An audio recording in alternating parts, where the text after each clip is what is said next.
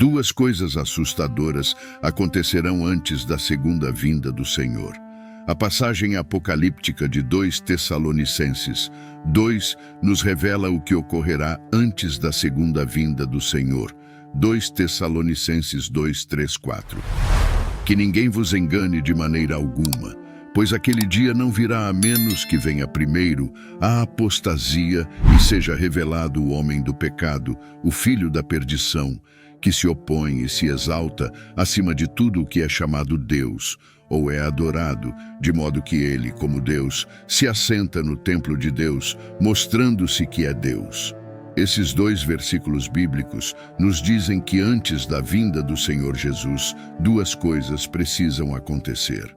Primeiro, Paulo literalmente disse que Jesus não virá até que haja uma grande apostasia na igreja. Segundo, o homem do pecado, que é o anticristo em pessoa, será revelado. As Escrituras têm previsto o surgimento de um indivíduo na história que estará sob a influência de Satanás, trazendo assim a decepção a uma multidão. A decepção dessa pessoa será particularmente eficaz naqueles que rejeitam a verdade, pois serão levados ao erro por meio de milagres enganosos. Esse indivíduo é comumente chamado de homem do pecado ou filho da perdição. E ele terá habilidades notáveis em enganação, capaz de iludir pessoas de todas as esferas da vida, independentemente de seu status social, educação ou crenças religiosas. Ninguém ficará imune à decepção causada por essa figura. As atividades do anticristo permanecerão envoltas em mistério, alimentadas pelo poder oculto de Satanás e acompanhadas por milagres falsos, sinais falsos e maravilhas enganosas. A fonte do poder enganador do anticristo origina-se das profundezas do inferno, à medida que ele retira a energia do Deus da decepção em si. Essa força obscura lhe concederá a capacidade de realizar sua agenda enganosa, levando inúmeras pessoas ao erro e causando confusão substancial e dano espiritual. Ele explorará fraquezas e vulnerabilidades humanas, apelando para seus desejos e explorando a falta de discernimento. O homem do pecado será uma figura sem precedentes nos anais da história mundial.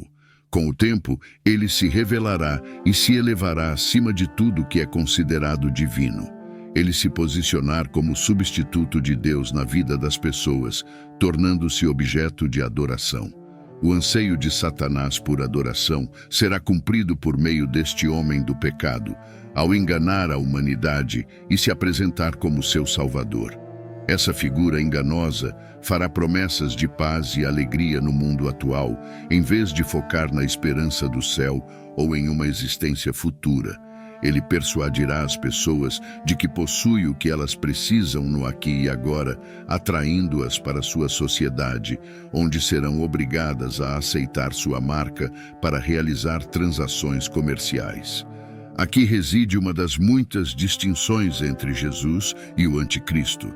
Jesus não direcionou exclusivamente a atenção das pessoas para o momento presente. Ele compreendia e enfatizava a natureza transitória deste mundo. Jesus consistentemente guiava as pessoas em direção ao reino eterno dos céus, lembrando-as da magnificência da morada de seu Pai. Ele as incentivava a concentrar suas mentes em assuntos celestiais e não se tornar exclusivamente preocupadas com as questões terrenas. No entanto, o mundo em que vivemos atualmente é consumido por uma fixação na existência do dia presente. As pessoas estão fixadas na gratificação imediata, muitas vezes negligenciando a contemplação do que segue na vida após a morte. Muitos dedicam tempo e esforços significativos planejando a aposentadoria e buscando segurança financeira, ignorando o fato de que a aposentadoria não é garantida. No entanto, uma certeza inegável é a eternidade. Cada indivíduo passará a eternidade no céu ou no inferno. 2 Coríntios 4:4. O Deus desta era cegou as mentes dos incrédulos para que não possam ver a luz do Evangelho que exibe a glória de Cristo, que é a imagem de Deus. A mensagem do Evangelho nos obriga a refletir sobre a eternidade e enfrentar a realidade de que o momento presente é temporário. O Deus desta era tem velado as mentes dos incrédulos, impedindo-os de perceber a mensagem esclarecedora do Evangelho, que revela a natureza gloriosa de Cristo como a representação perfeita de Deus. Em decorrência, o homem do pecado será revelado, cativando um mundo perdido e afirmando ser a fonte última de suas esperanças e o remédio para todas as suas aflições. Ele afirmará ousadamente reivindicações exclusivas de divindade e exigirá adoração reservada apenas a Deus. Ano após ano, várias especulações surgem sobre a identidade do homem do pecado. Às vezes, ele é conjecturado como um líder político, depois como um magnata rico, mas quando ele surge no palco global, sua verdadeira natureza como anticristo será inconfundível. Outro evento significativo previsto por Paulo é uma grande apostasia dentro da igreja antes do retorno de Cristo. A identidade do homem do pecado, o anticristo, permanece oculta. Enquanto alguns estudiosos bíblicos sugerem que ele pode estar vivo hoje, essa afirmação, embora plausível, não pode ser definitivamente confirmada. No entanto, um fato inegável permanece. O espírito do anticristo já está agindo no mundo. 1 João 4:23. Podemos discernir o Espírito de Deus ao reconhecer a encarnação de Jesus Cristo, afirmando nossa conexão com Deus. Por outro lado, qualquer espírito que nega Jesus não é de Deus, mas origina-se do espírito do anticristo. Esse espírito foi profetizado para se manifestar no mundo e já está ativo. Observando o mundo ao nosso redor, podemos detectar o espírito do anticristo, operando em várias áreas, incluindo governos, entretenimento, meios de comunicação, negócios e até instituições educacionais. A direção da sociedade e a glorificação de certos valores fornecem indicações claras da presença do espírito do anticristo em diferentes aspectos da vida. Infelizmente, esse espírito também infiltrou igrejas, levando à propagação de doutrinas não bíblicas e ao surgimento de novos sistemas de crença associados ao anticristo na era atual. A cautela é imperativa, pois nem tudo rotulado como cristão se alinha com princípios genuinamente cristãos.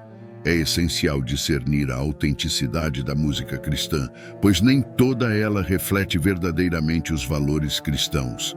Da mesma forma, nem toda pessoa atrás de um púlpito com uma Bíblia é genuinamente nascida de novo. A Bíblia nos adverte que alguns se desviarão da fé, caindo vítimas de espíritos enganadores e abraçando ensinamentos falsos. Portanto, encontrar igrejas que promovem doutrinas errôneas ou testemunhar ocorrências infelizes dentro delas não deve ser uma surpresa, pois a Bíblia nos alertou sobre essas eventualidades. O espírito do anticristo busca incessantemente enganar até mesmo os escolhidos de Deus, contribuindo para um afastamento significativo da verdade. Doutrinas e ensinamentos falsos que já infiltraram a igreja desempenharão um papel fundamental na realização desse engano. Esses ensinamentos podem parecer convincentes, atraindo pessoas para longe da verdade do Evangelho e concedendo-lhes uma justificação para se entregarem a desejos pecaminosos.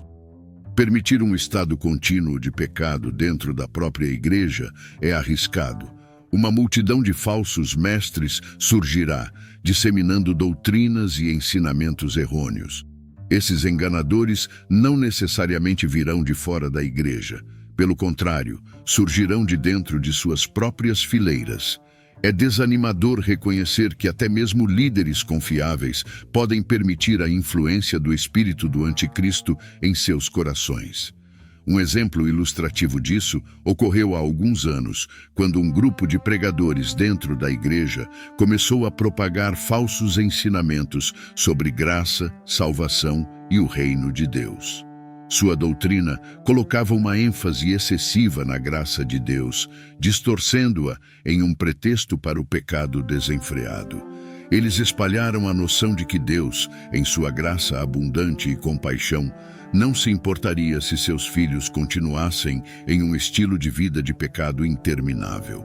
Essa doutrina distorcida ganhou rápida popularidade, infiltrando diversas igrejas, pois aparentemente concedia aos crentes a liberdade de viverem de acordo com seus desejos mundanos.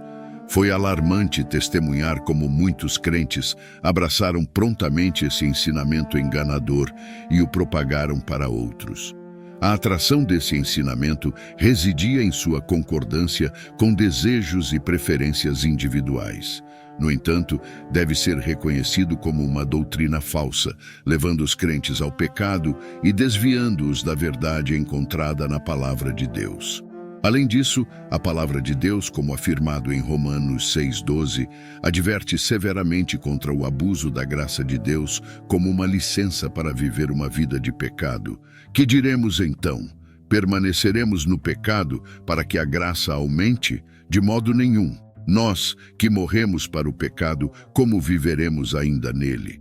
Qualquer doutrina que encoraje ou permita comportamento pecaminoso é uma doutrina originada do espírito do anticristo e representa um risco de desviar a igreja do caminho certo.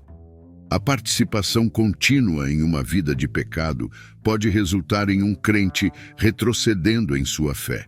Aceitar ensinamentos falsos revela uma falta de compreensão em relação à palavra de Deus e à doutrina divina que professamos manter.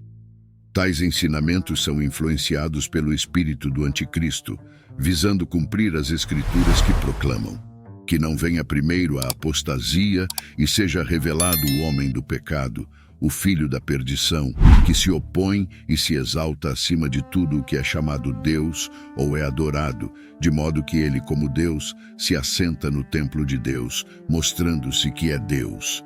Como crentes, é crucial permanecermos firmes em oração, permanecer vigilantes e estar atentos, garantindo que não sejamos levados para longe de Deus pelo espírito do anticristo por meio de ensinamentos enganosos.